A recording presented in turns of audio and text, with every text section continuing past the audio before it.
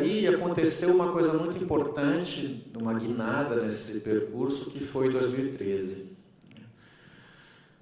que é um ano especial, como vocês sabem, né? Acontece que a Bienal de Arquitetura de São Paulo tinha entrado em descrédito.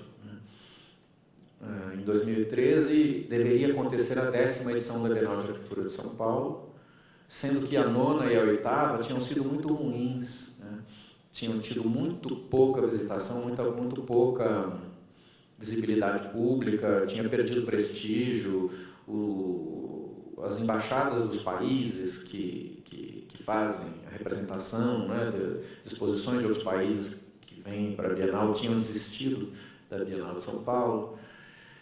Enfim, havia um desafio muito grande de fazer uma Bienal de Arquitetura que recolocasse um protagonismo, um lugar interessante de reflexão.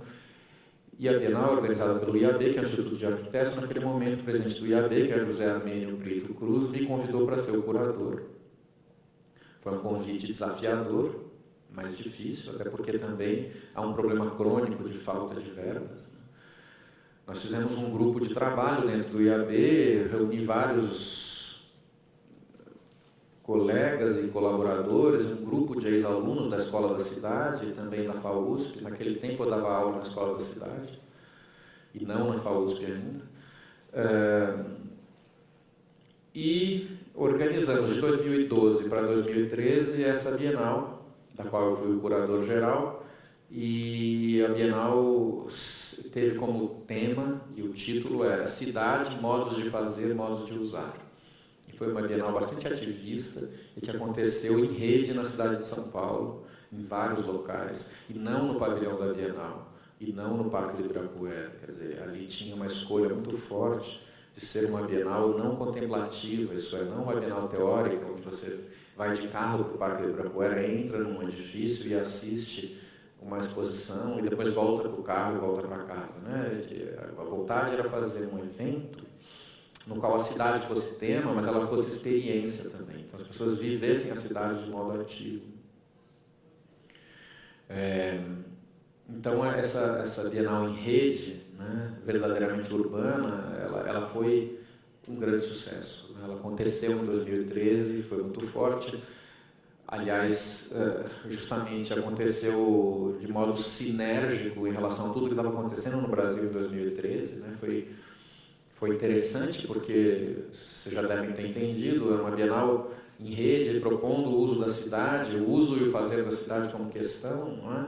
Então, a mobilidade era um dos conceitos fundamentais. A Bienal acontecia em rede, justamente em lugares servidos pelo metrô. Né? O objetivo é que as pessoas fossem de transporte público para ver a Bienal. A sede principal da Bienal é o Centro Cultural São Paulo, que tem uma estação Vergueiro, dentro do prédio. E aí, quando veio o junho de 2013, as pautas do Movimento Passe Livre e tudo que aconteceu no Brasil, aquilo era uma convergência total com a curadoria da Bienal. Então, isso foi muito interessante ter acontecido, ainda que a gente tenha sofrido problemas colaterais, porque o governo do Estado e a Prefeitura tinham prometido uma verba para nós, que depois eles recuaram e não deram, porque disseram que tinham que cobrir os 20 centavos? Quantos centavos eram? Esses apenas 20 centavos fizeram com que a Bienal não ganhasse dinheiro nenhum da Prefeitura nem do governo. Mas, mesmo assim, a questão toda valia muito a pena, né? E ela se colocou muito acima desses problemas. Até porque o grande parceiro dessa Bienal foi o SESC. Então, mesmo sem governo do Estado, sem prefeitura, com o apoio do SESC, foi possível realizar. A equipe do SESC, a começar pelo Danilo Santos de Miranda, acreditaram muito nisso e foi fundamental. Aliás, uma das sedes era o SESC Pompeia, era o único local da rede Bienal que não era servido pelo metrô, né, mas valia a pena muito, até porque, acho que eu não preciso dizer isso para vocês, né, mas o fato é que a Bienal, fazia uma avaliação, e a avaliação que eu faço até hoje, que o título da Bienal era Cidade, Modos de Fazer, Modos de Usar.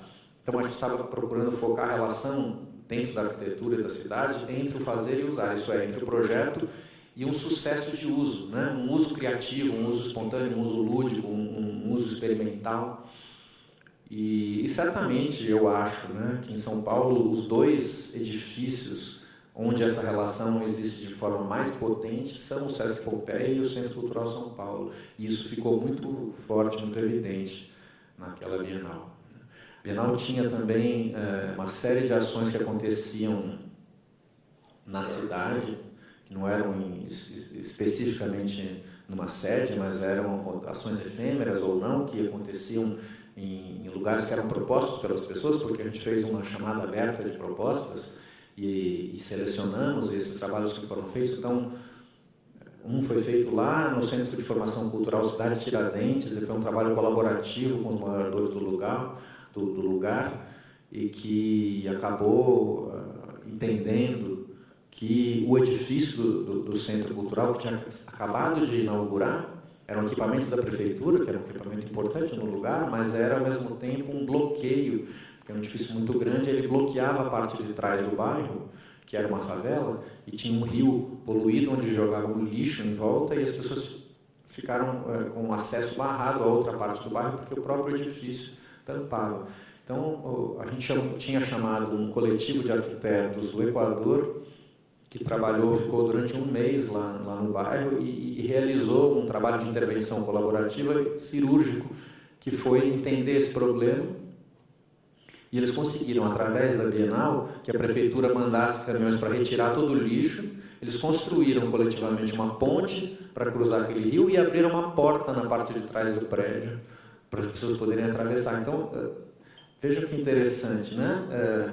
Foram feitas ações cirúrgicas como essa. Tinha uma deriva pelo cemitério do Araçá, conduzida pelo ator e cantor Celso Sim, com a arquiteta Ana Ferrari.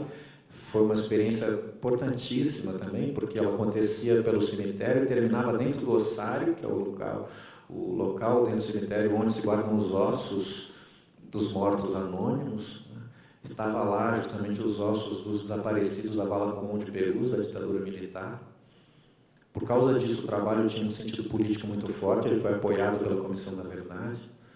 E na noite da véspera da abertura do trabalho, o trabalho foi vandalizado. Pessoas que até hoje não sabem quem arrombaram a porta do ossário à noite e destruíram parte do trabalho, que eram placas de mármore enormes, onde aconteciam projeções. Naquela época, em 2013, quando isso aconteceu, ficamos todos atônitos, realmente surpresos, pensando quem seria no Brasil, que a essa altura do mundo, 2013, ia se incomodar com a memória da ditadura. É estranho, né? Pois é realmente estranho, porque é muito recente essa escalada fascista que a gente vive, né? Em 2013 a gente não tinha ideia dela. E esse acontecimento ele funcionou como primeiro